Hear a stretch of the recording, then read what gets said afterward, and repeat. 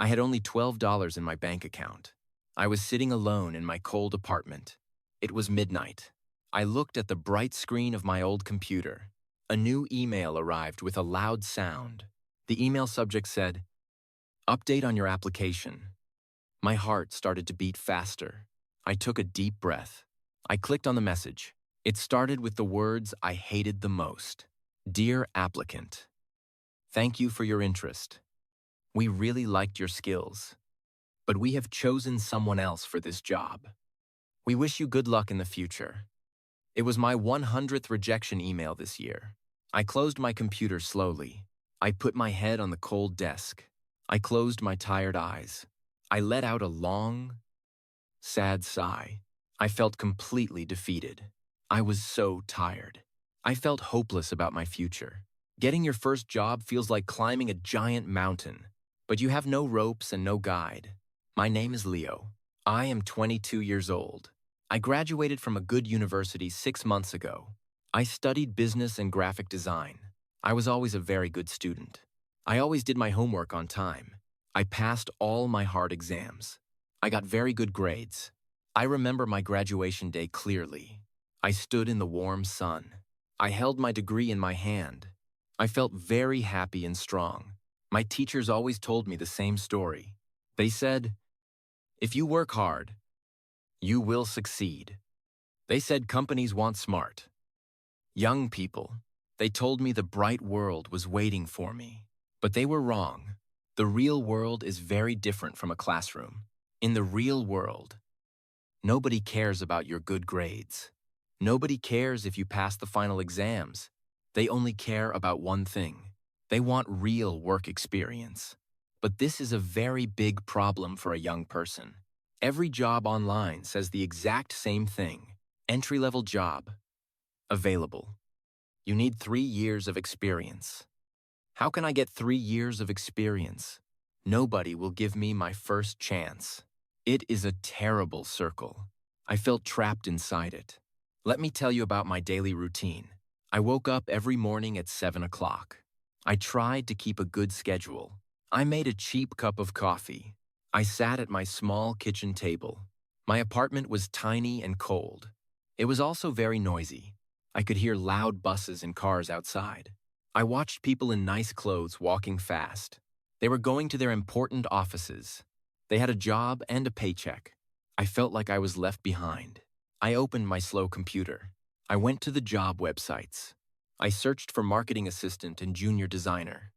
Every day, there were hundreds of new jobs online. Every day. I sent my resume to many companies. I spent hours writing polite cover letters.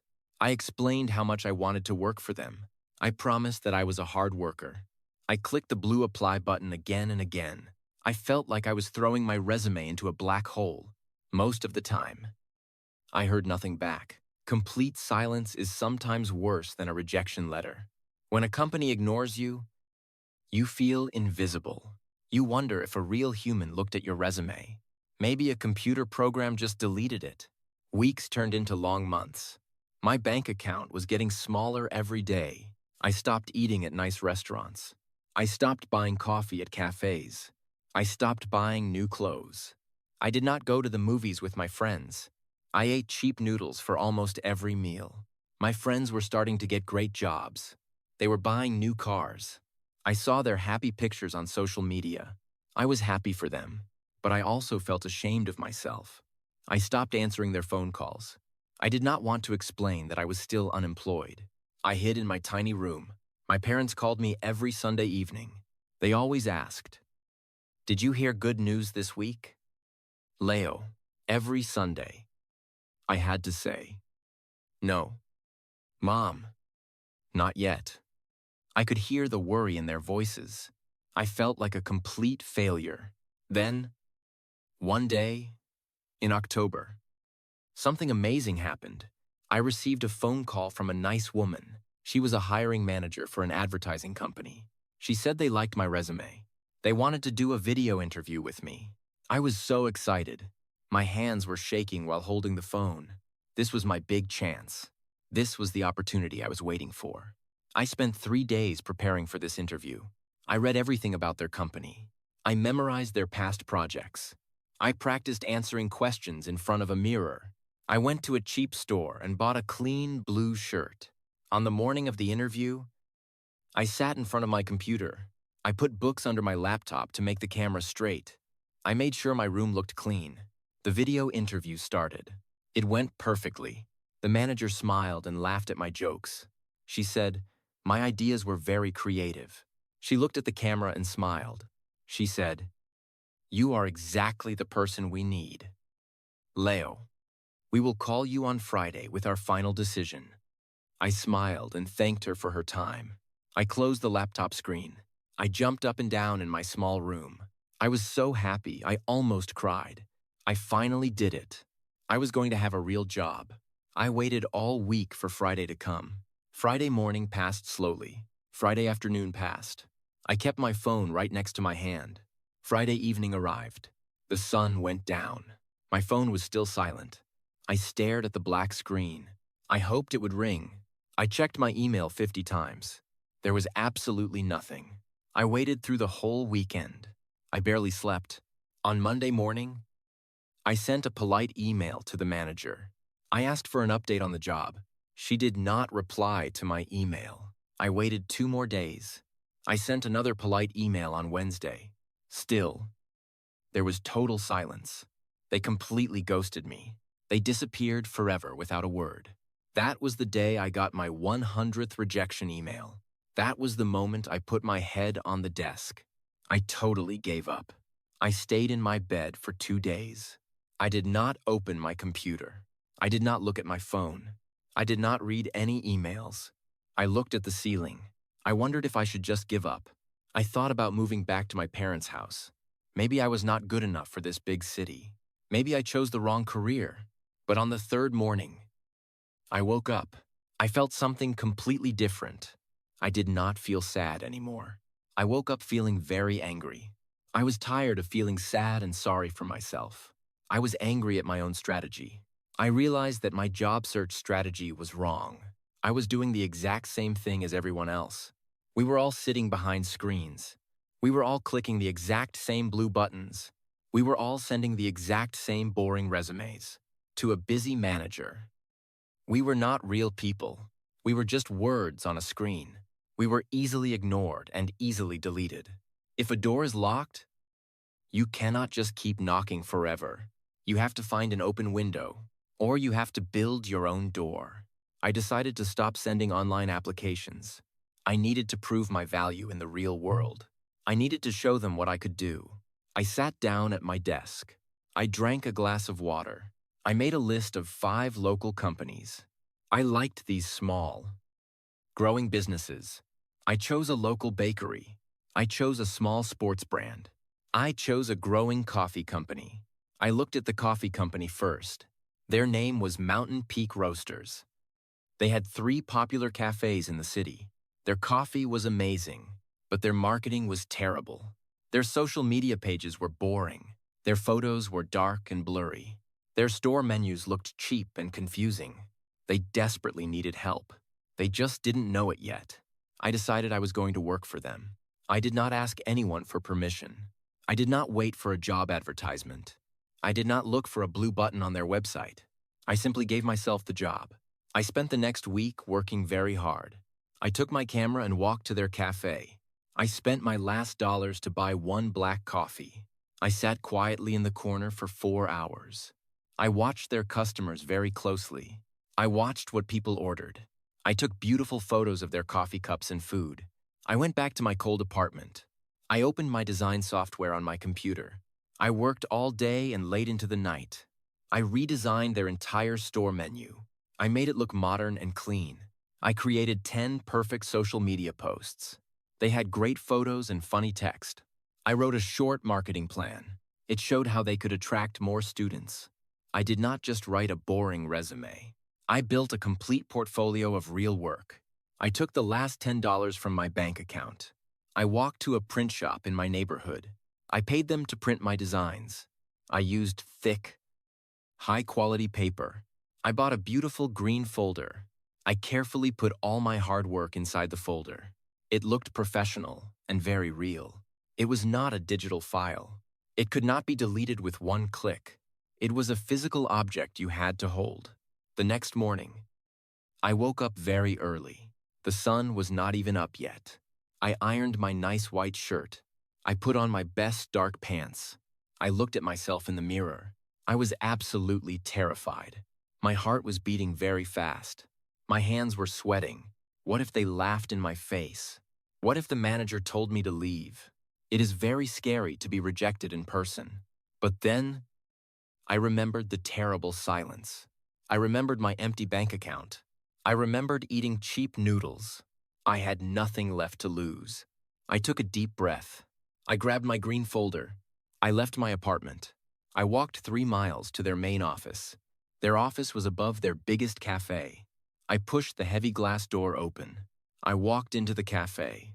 It smelled amazing. It smelled like fresh coffee and warm sugar.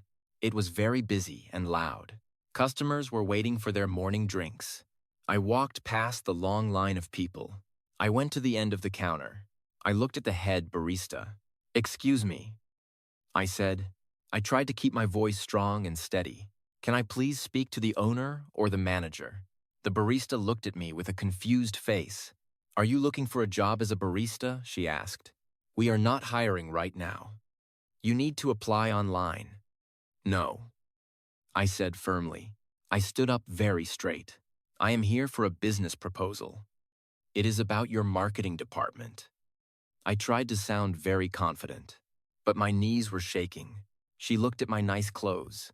She looked at the green folder in my hand. "Wait right here for a moment," she said. She walked to a wooden door at the back. She disappeared behind it. I stood there for 3 long minutes. It felt like 3 long hours. I wanted to run out the door. Finally, the wooden door opened. A tall man with a dark beard walked out. He wore thick glasses. He looked very busy and stressed. He looked slightly annoyed. "I am the owner," he said quickly. "My name is David. What can I do for you?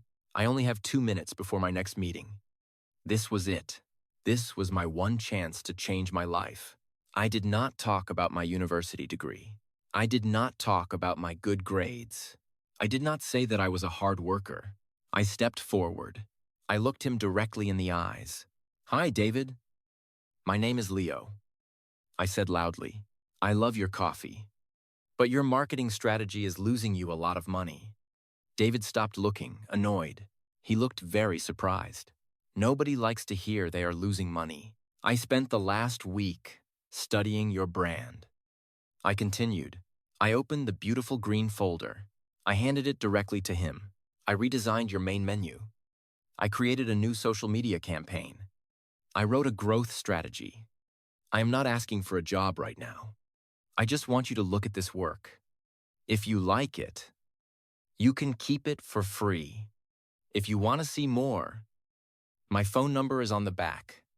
David took the green folder slowly. He opened it and looked at the first page. His eyes moved quickly across the paper. He turned the page. He looked closely at the bright photographs. He read the new menu design. He stood there in silence for a full minute. He was just reading my work. I held my breath. Finally, he slowly closed the folder. He looked up at my face. He did not look stressed anymore. "You did all of this just to get an interview?" he asked in shock. "I did this to show you that I can solve your problems," I answered. He nodded his head slowly. He looked at me with new respect. "You are absolutely right," David said quietly. "Our marketing is terrible right now. I haven't had the time to fix it. Are you free to come upstairs to my office? We should talk about this in detail." A huge wave of relief washed over me. "Yes, I am completely free," I said with a big smile. I followed him through the back door. We walked up the narrow wooden stairs. We sat in his messy office for over an hour. We did not do a normal job interview. He did not ask me about my biggest weakness. We just talked excitedly about business and design. We talked about how to sell more coffee. We talked like 2 professionals working together. When the long meeting was over, he stood up. He shook my hand very firmly. This is very impressive work. Leo, he said, I need to talk to my partner, but I will call you tomorrow morning. I walked out of the cafe. I stepped onto the sunny street. I felt like I was floating on a warm cloud. I didn't have a job offer yet, but I had achieved something much better. I had earned genuine respect. I proved that I could do great work in the real world. I walked 3 miles back to my apartment. I didn't want to spend money on the bus, but I didn't care about the long walk. The city suddenly looked brighter and warmer. The next morning, at exactly 9 o'clock, my phone rang. It was David. Leo, he said immediately. I showed your folder to my partner last night. We absolutely loved your ideas. We want you to start working for us on Monday. We are hiring you as our marketing coordinator. We will pay you a good salary. Tears of relief filled my eyes. Thank you so much. David, I whispered. I will absolutely be there on Monday morning. I hung up the phone. I sat on my bed and cried tears of joy. The long, painful journey was finally over. I called my parents immediately. I told them the amazing news. My sweet mother cried happy tears on the phone. That phone call happened exactly 3 years ago. Today, I am the marketing director for Mountain Peak Roasters. We now have 10 busy cafes across the city. I have moved into a beautiful, quiet apartment. My bank account is doing fine. I never eat cheap noodles anymore, but I promise you, I will never forget those dark months. I will never forget my 100th rejection email. Now, part of my job is to hire new young people. I receive hundreds of digital resumes every week. Most of them look exactly the same. They are just boring words on a screen. They are sent by people clicking a blue button. But occasionally, someone does something different. Someone sends a printed project to my office. Someone creates a custom video for our brand. Someone proves their value before asking for money. Those are the smart people that I hire immediately. So, please listen to my story right now. If you are feeling completely hopeless, if you are staring at a screen, waiting for a chance, please listen to my advice. Stop waiting for permission to do what you love. Stop being just another piece of paper. If you are a writer, write an article for a company. If you are a programmer, fix a bug on their website. If you are a designer, redesign their logo and print it out. The real business world does not reward people who just follow rules. The real world rewards people who solve problems. Do not ask a busy company to take a risk on you. Show them exactly what you can do. Build your own beautiful door. Walk right through it with confidence. Introduce yourself. Your amazing first job is out there waiting for you. You just have to be brave enough to take it.